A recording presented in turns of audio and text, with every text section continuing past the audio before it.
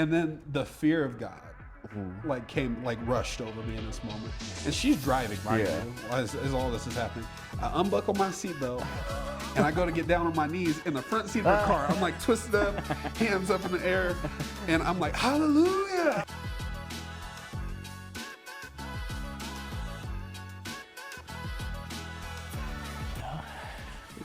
Just kidding. Do you have a copy of the questions? I don't even have questions on me. I don't, but we had the same questions on Friday night, so maybe I remember them. But also, I'll probably butcher them. I'll say the first one before I forget it, though. How has secret resentments in the past affected you and made you feel? You don't have to share how, you can share what happened, just how it made you feel. Yeah. That's the first one. So how did you feel about the questions this week? I kind of want to start there. Yeah, these ones were good. They really made you think. They were perfectly set up for me to talk about my past year. With this being episode 7 or 8 or however far we've gone. Hopefully, if you've been listening or are now watching, you kind of know my story. But I like when the questions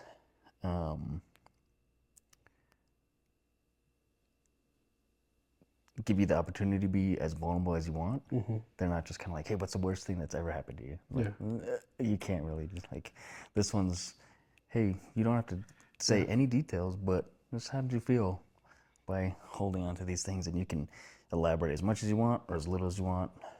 And I think that's such a overarching thing about Recover is everyone's journey is different. You can dive all in and be as vulnerable as you want and get as much out of it as you possibly can, or just do a little bit.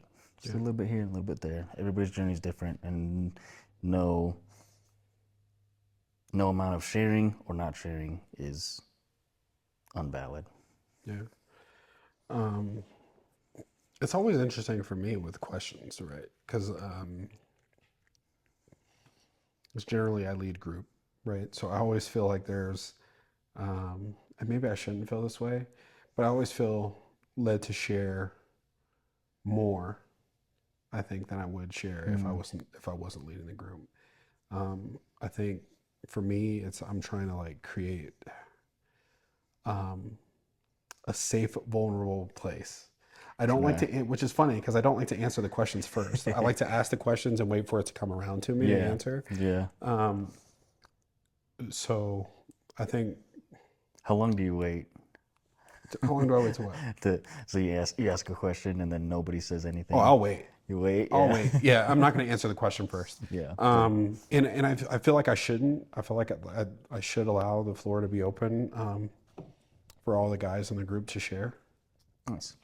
So it's not about me, right? Like I'm just facilitating the conversation. Yeah. So for me, it's just set the tone or create the environment, right? That's in place. Covering the guidelines for the evening, praying over the group that God's presence is in the group, and then asking that first question, and then just letting it sit. And it doesn't matter how long it takes, because I feel like that actually allows for the Holy Spirit to come into the group. Yeah. Right. Nice. And then when it does come around to me, I always feel led to share more. Right. And there's instances, right, where like maybe the person that answers the question first, and that's the reason why I always wait, is maybe someone has a lot to get off their chest. Yeah. And sometimes they just want to answer quickly. Mm-hmm.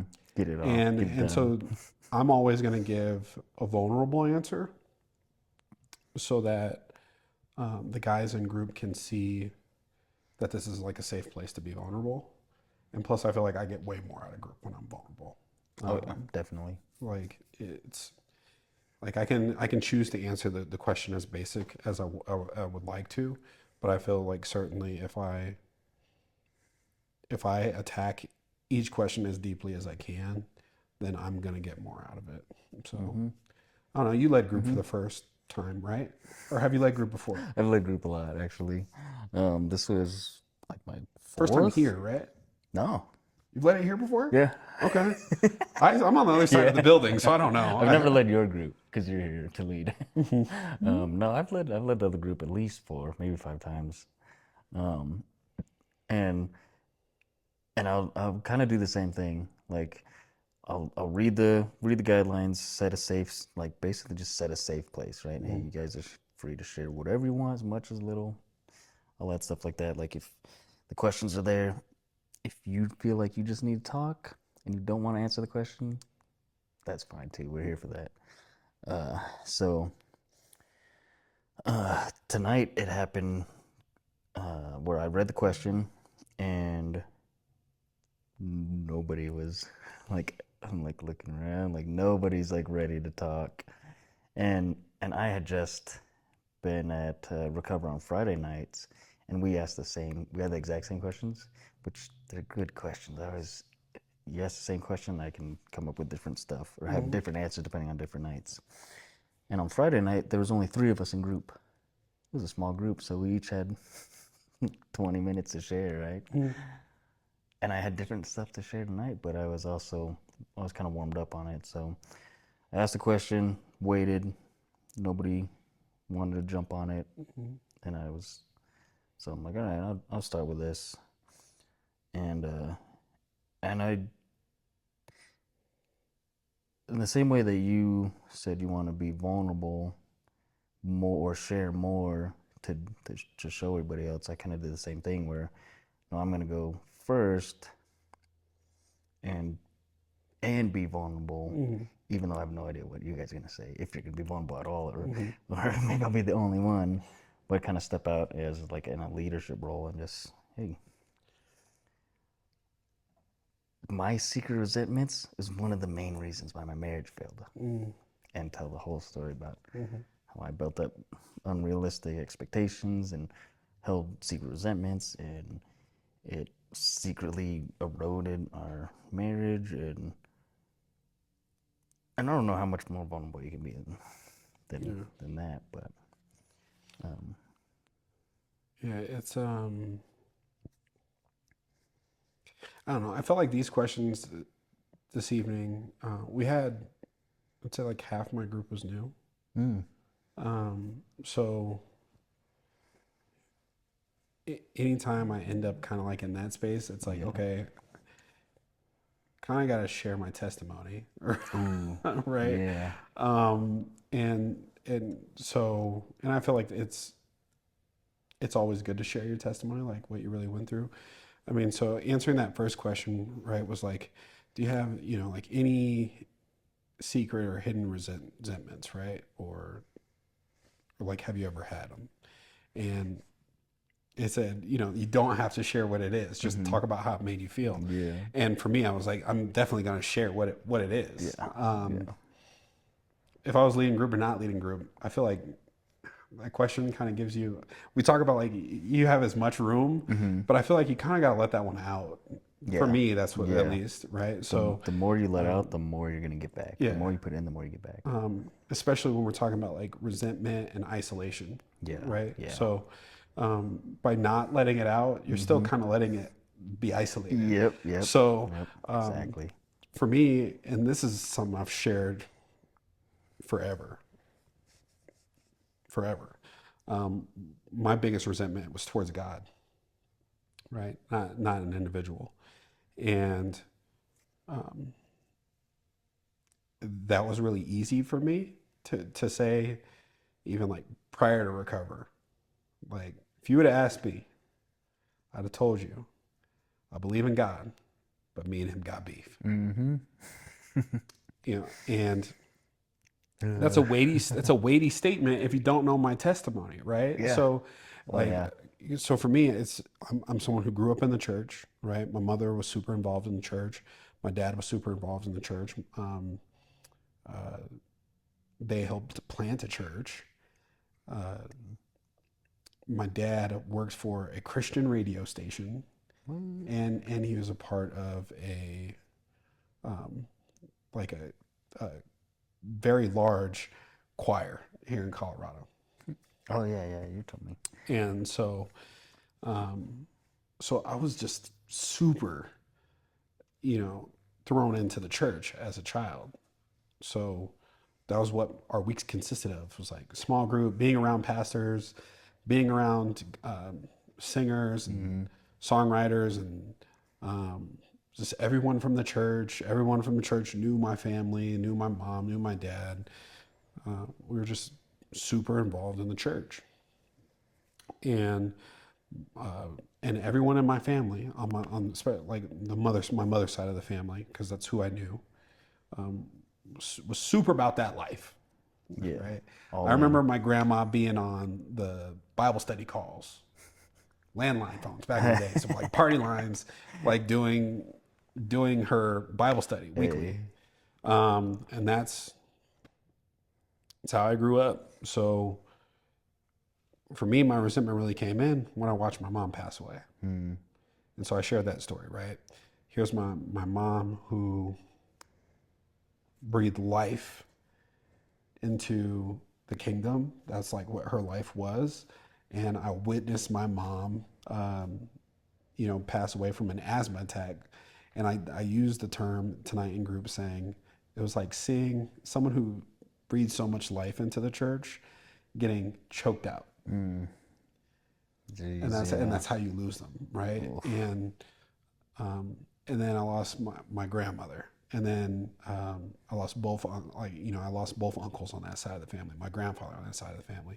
So by the time I turned 17, I had lost everyone direct family member on my mother's side of the family, right? And I didn't really know my dad's side of the family, so it's a lot of loss. Yeah.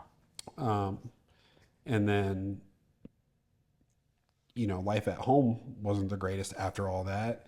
My sister moved to New York, so it was just me, right? So a lot of like abandonment came out of that. But I was really resentful to God, because I'm like, hey, here's all these people that loved you, and they're all gone, Taking all of them. and you left me. Yeah. And I'm like, you could have at least took me. Yeah. Could at least let me join the party. Dang. Yeah. So Oof. that was where I shared, and the way it affected me was just like I had a lot of like some older people around me, and they were all drinking and using drugs and stuff like that, Wait, how smoking old were you weed. again? How old were you when your mom and grandma? So my mom passed away when I was 9. Grandma passed away when I was 11. My last uncle passed away when I was 17. Jeez. So my sister moved to New York. I was probably right around the same time my grandma died. Dang. 11, 12, 10, somewhere in there. But I started smoking and drinking at like 10, because I had older family members that were around me that were like, well, he got to be the little one with us, so like he gonna drink and get high too, Take you to right? the, So I was like thrown into like the drugs and alcohol as like a way of dealing with things from like a very young age. But I resented God for even like allowing me to be in that situation. Yeah. So. Oof. That's rough. So you answer that question by sharing almost your whole testimony right there. Yeah, that's like the first half of it, right? Yeah, Like, that's just the first question. Yeah, and that's the stuff that I like. It's funny because leading the group, I always talk about like why I'm here. Yeah. Right? Like I had a methamphetamine addiction. I realized I also had like an alcohol problem, which led me here. Yeah. But then in going through recovery, then you start to realize like, oh, those were symptoms, not the problem. The problem is what I just told you about. So it's interesting being able to answer the question now, because now if you asked me that same question when I first came into recovery 4 years ago, I'd have answered that question way differently. Because I'd have discussed the drugs and the alcohol. I wouldn't have discussed the things that happened in my childhood. Oh man. So. Oh man, that gets me excited that we're recording these and putting these down, because like, what's gonna sound like 4 or 5 years from now Yeah. when we answer these questions again? Yeah. All right. Oh jeez. Oh, I'm gonna be 40 years old in 5 years. We're just getting started, We're man. just getting We're just getting started. started. Moses was just leaving Egypt, Exactly. getting to 40. He hadn't even been in Midian yet. You know, Yeah, yeah. he was I in know. Midian for another 40 years before God showed up in the bush, right? So, Exactly. like, it's so Exactly. much time left. Well, I'm not worried about that. I'm just like looking at 40-year-old Jeremy coming back and watching these videos. I'm like, what is he doing? But, um, yes. Second question, if I remember, is how how have these secret resentments caused you to be isolated, and how did they make you feel as well? Yeah. And Um, so now you get further into the testimony, yeah, right? yep. So because like I would say that everything I talked about in that first part is just like leading up to like 18, Yeah. right? That's just to like getting to be like going from like child to like just becoming like a man and like being on my own. But I left my home the week after graduation, right? So, yeah, packed Central High School bag, out. hopped on a plane, moved to Texas, right? Gone. Um, and so took all that baggage with me, Yep. right? Um, Ugh. and so I got to Texas and I got down. It was just partying, fun times, like new place, new people, new city, um, and if things were already like full tilt, like they were still going, Yeah. right? Yeah. And was there for like a year and a half. Came back to Colorado, um, and shortly after, um, was in a relationship. That relationship ended up, meeting my now wife, right? We have a child, right? So, then I'm like thrust into that, but all this other stuff is still all Yeah. there. Yeah. Um, Oh man. but essentially, as far as like how it affected me, was I wanted to get away from God. And so if that's who I was resenting, that's who I wanted to isolate myself from. But Yeah. in order to isolate myself from God, I also had to isolate myself from the people of God, Yep. right? Which meant that I was like running into quote unquote, right? Um, I was running to the undesirables, right? Right? Yeah. Um, Oh, I can see God's not in this person. yeah. We're hanging out. Yes. Yeah. Oh. And well, this is if that's where God is, I know this is where He isn't, Yeah. right? Yeah. And so that just led me to kind of like a dark path where I just had a lot of the wrong people around me, for a long period of time. I still had the people that I grew up with, right? That was like the one thing I can look back and say God gave me was like I had like a steady group of friends that I've known from the time I was like 6. Yeah. Dang. And most of us are all still friends today. So that part I was blessed with. Yeah. But there were still like a lot of other people that would come in and out of those relationships, or other people that you meet and have relationships with outside of that. And so isolate, right? So I would isolate myself away from them in order to like stay in this dark place. Yep. The group of people who would check me. But I found myself in like this severely dark stage in life. Got laid off, relationships were failing. I had 2 kids now, then a third child, Yeah. right? And life was just falling apart. And I met somebody who was a dealer, and here comes amphetamine, right? Yep. And partying, and so I was just lost in that lifestyle.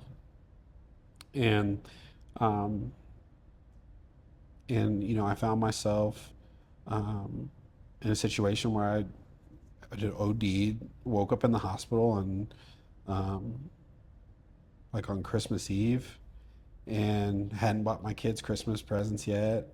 Um, my baby's mom, my now wife, Mm-hmm. right, Mm-hmm.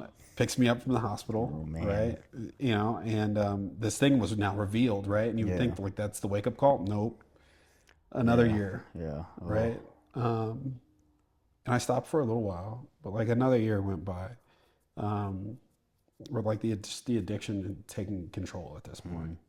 Mm. Um, and so I'm still trying to remove myself as far from God as possible. Um, and so I'm isolated from the people that can actually help me, the people Yeah. of God, the people that can Yeah. actually help me. I'm isolated from them. And what's funny about that whole situation is is I would be in these places partying, um, in a room full of people that are all messed up. And somehow I'd be the one person in the corner having a deep conversation about faith or something, right? Like it just would Yeah. end up like the Holy Spirit was chasing me down, even Oh in these man. places, Mm-hmm. Ugh. As much as I was trying to isolate myself, I would still be the person in that place where like God was trying to like shine this light through me still. Yep. And I Oh don't man. advise like you don't go into Don't dark places so that God don't can go be a find light in your God life. in this. But Yeah. God will still like but Yep. even if you are running from God will still find a way. Oh geez. Yep. Yeah. Oh man, that's making stuff come up in my story too. Thanks for sharing all that. I didn't know you. I don't think you ever told me that you OD'd and went in the hospital on Christmas Mm-hmm. Eve.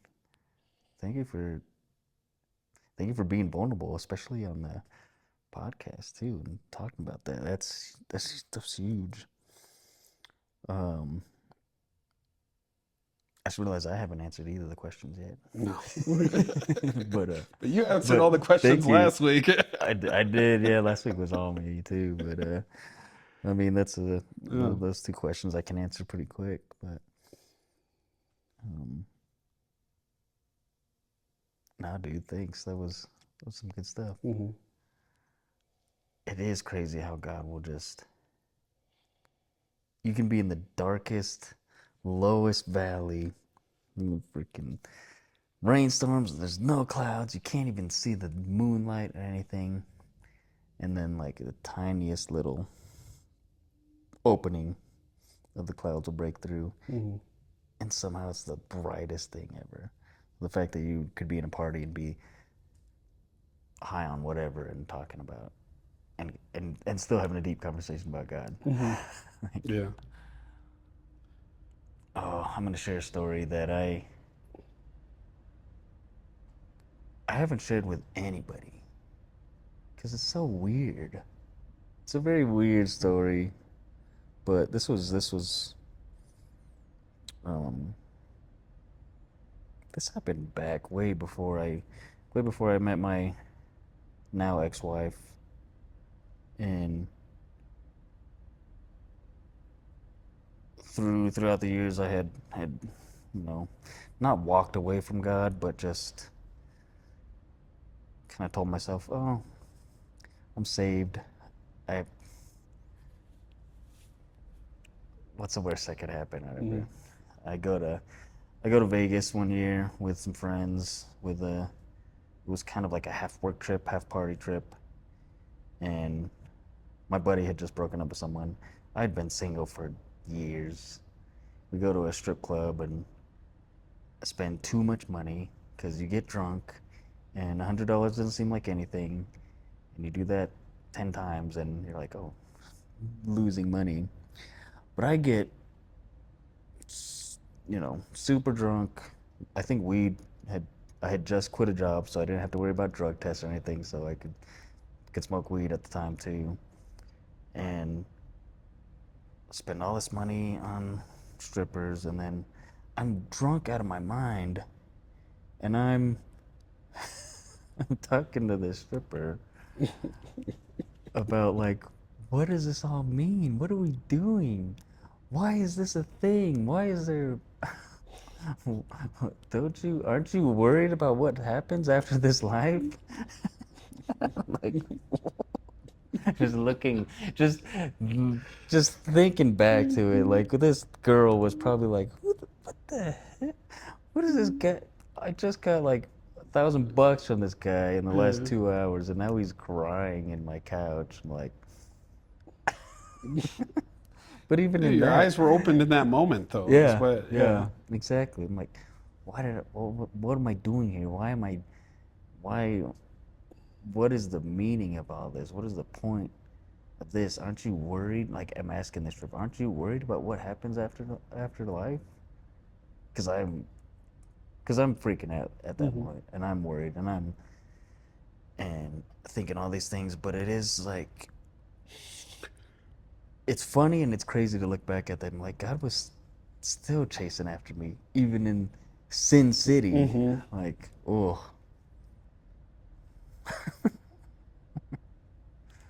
well, yeah, I haven't told anybody that. And that was, I mean, just the fact that I went to Vegas and was at a strip club, that was something I never told my wife because I stayed in that shame. Oh, she's gonna hate me if she knew that about me. Built up this, not really resentment, but just this false reality that if they knew the real me, they'd hate me. If God saw the real me, he'd never forgive me. And we talk about sharing in group. The more you put in, the more you get out, the more vulnerable you are, the bigger the forgiveness. You know, if you just say, oh, I went through a tough breakup and I'm here recovering. I didn't go through a tough breakup. I got divorced. yeah. Like that's different. That's bigger. It carries more shame in it too. But if you don't let that out, you're not gonna be forgiven for that. You're not gonna be seen for that as well. And it's harder. It's harder to be that vulnerable, but you get so much more out of it when you are. Absolutely. So I can't say that every week and still hold these like secrets. Um, so yeah, that's my deepest, darkest secret, but that's one that I don't like to share. I don't Yeah. like to tell about. Yeah. Um, the last part of the second question, like just remembering it was something about like sharing, like when you shared, um, Oh yeah, yeah, like how has sharing how has helped your sharing helped you? recovery? Yeah, Yeah. helped your recovery journey and like you experience freedom. Yes, yes, exactly. It's kind of like everything I just talked about now. Like sharing, you can share a little bit, Yeah. and you'll get a little bit of freedom. You can share a lot, you can get all the freedom. The same way we give things up to God, right? I'm gonna give you Sunday afternoon, right? Well, that's all you're gonna get. That's all you're gonna get back. Oh God, I'm gonna give you 24/7. I'm gonna give you everything. I'm gonna give you my house, my relationship, my marriage, my future. Okay, that's all I'm gonna get back. That's what you're gonna be in control of. That's what I'm gonna get back. So the same way we share in group, like I said, we can share a little bit and say small stuff. I went through a tough breakup, or no, I went through a divorce, and I went through this, and um,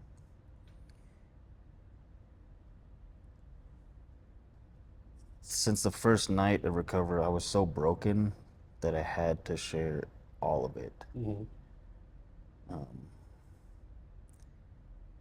and I don't think I would have gained the same recovery uh, if I had if I had come only half broken. not completely broken. You know, you break your back and you're at the hospital, you can't say, "Oh, I just need ibuprofen." No, you can't move. You're completely broken. You have to tell them, "Hey, I broke my back," no matter what stupid thing you did to do it. And so when I came to recover the first time, I had to say, "Yeah, my wife left me. Like my marriage is falling apart and I'm broken." Like I couldn't just say we're arguing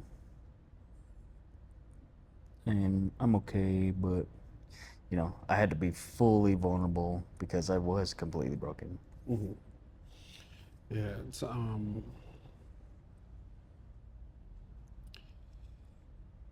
kind of really to like finish up like the last of my testimony. These questions actually like they like fit perfect. Yeah. Um, so like as far as like sharing and freedom, right? Funny thing about that is when I had the overdose, right? Um, my wife was kind of there in that moment, right? Because they were calling anybody who could be around, right? So she was there. So she was the one that picked me up from the hospital, right? She was there when they loaded me into the ambulance, Oh, right? dang. And I didn't want to even share what I did because I was like, she is right here. I'm not trying to lose my Uh, kids, oh, like dang. everything, right? Yeah. So Scott had already kind of revealed it in that moment, but when everything like really fell apart for me, was actually a year later. Um, I had like fully gone overboard at this point. Relationships destroyed, um, no job, was losing my apartment, getting evicted. Like went and worked it Jeez. out with the judge that I could like Yeah. move out beforehand and wouldn't get actually hit with an eviction. So I was like supposed to be out on a certain day, pack up all my stuff and move. She comes like 2 days before so that she can like grab some of her things, help me kind of get the rest of everything packed up. She comes in, I'm completely high, right, and out of it, Oh no. and she freaks out. And like my mom, I also have asthma, right? And one of the things doing that drug, right, was like, no matter what, you cannot use your inhaler, right? Oh, It's just, jeez. that was always my rule, Yeah. right? And she comes in freaking out, right? Rightfully so. Like, you haven't done nothing. It sounds like, Pat, you're supposed to be out of here like tomorrow. Like, Oh. what are you doing? And and she freaks out, and like I go into like having like a panic attack, asthma attack, all at once, right? And so I go to use the inhaler, and she's freaking out, and I'm not even paying attention. I just Ooh. Ooh. right. No. So she's like, "We gotta go get trash bags. We gotta go get boxes. We need to leave right now." Right. Um, we go hop in the car, and this was like the most real moment I've ever had with God. But we're driving this car. We're like going up this hill. The sun is coming out, and my heart is beating like out my chest at this point. Like I seriously Yeah, I believe bet. I should have had a heart attack at this point. And I remember just like looking over to her and being like, I'm about to die right now, straight up. Yeah. And I had this moment with God where, in this very moment, I felt like the warmth and love of God was the first thing I felt. Um, and then I realized, oh, this is God right now. Eh. And then the fear of God like came like rushed over me in this moment. And she's driving, mind Yeah. you, as all this is happening. I unbuckle my seatbelt and I go to get down on my knees in the front seat of her car. I'm like twisted up, hands up in the air, and I'm like, hallelujah, hallelujah. And I'm telling you, she looked at me like, boy, you must be out your What is mind. going on Um, here? she she she um she pulls over the car. I come out of this moment, right? And in that moment, I felt like God kind of gave me. He said, like, you could die right now, or you could just give it all to me. Oh. And and she pulls over this car, and she's freaking out. And I look at her, and it was like I had new eyes. Just everything looked clearer than it's ever been. I'm looking outside, I'm looking at the mountains, and it was like I'd never seen it before. And I look at her, and it was like I had never seen her before. Yeah. And I just tell her everything. Nice. Just unload. Yeah. Imagine what this must have been like Yeah. for her. Just, oh. I'm good, bad, indifferent. I'm telling her Yeah. everything. Yeah. Right? Oh man. And she's like, I'm gonna call the cops. Paul's my best friend. Says like, I'm calling the cops on him. He's like, no, don't do that. Take him home. Dude, Right? Yeah. But this was a moment, and I think it was a perfect way to answer this question after telling this whole story, right? Yeah. Of like, I shared that with her that day. I don't know what day of the week it was. I could probably pull it up and look. I know what day of the week. I know the date. It was January 8th, 2020. January 9th, I was locked in with God. And I was at church that week, recovery that week, and it's been clockwork since then. Nice. Church, Bible, prayer, recovery. Yeah. Like since that day. Nice. Yeah.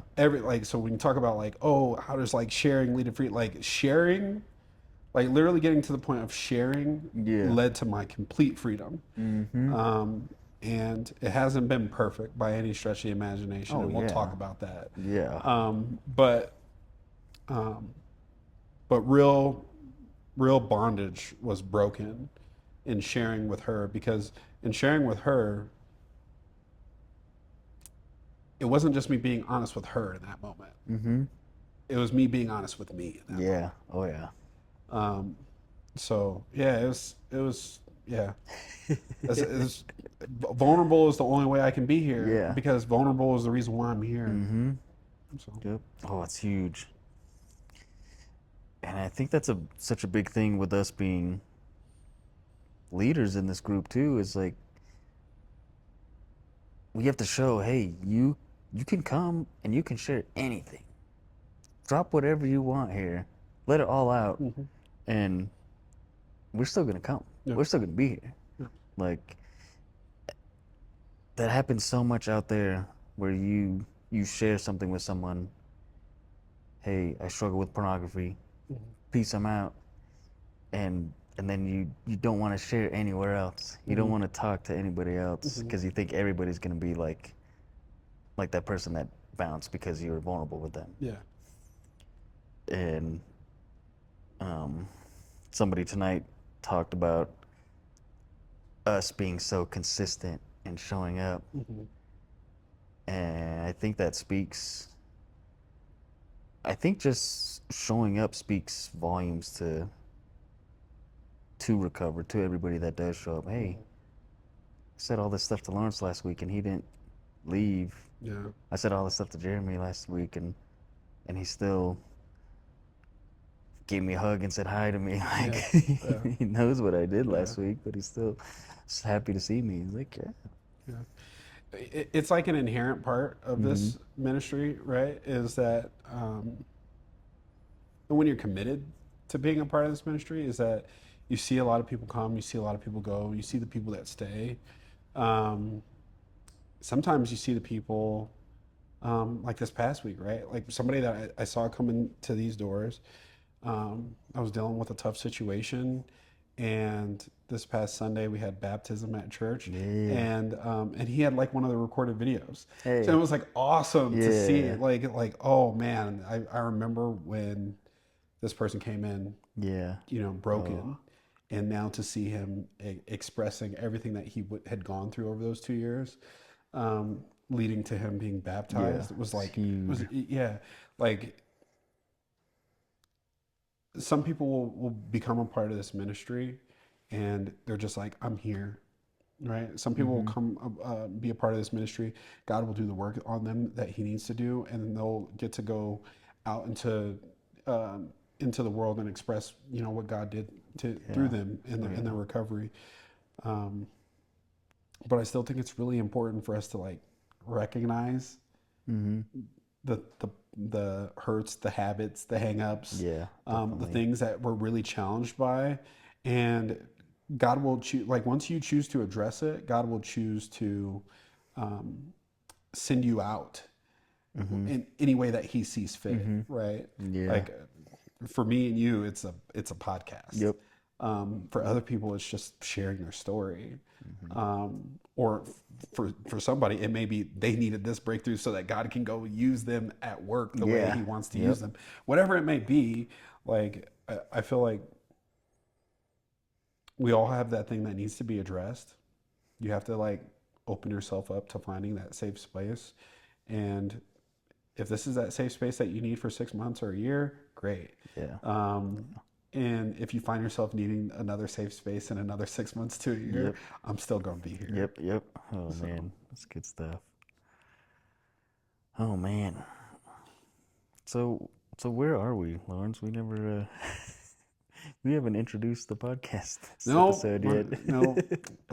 What do we do here? What are we doing here? This is another episode of Aftercare, right? Yeah. Each week, we come to recover, and we talk about life's hurts, habits, and hangups. And after everybody leaves and we shut everything down, we find a nice little corner to go talk. And kind of just expand upon everything that God is doing in this ministry. So, Yes, amen. but I'm Lawrence, And I'm Jeremy. and this is Aftercare. This is Aftercare.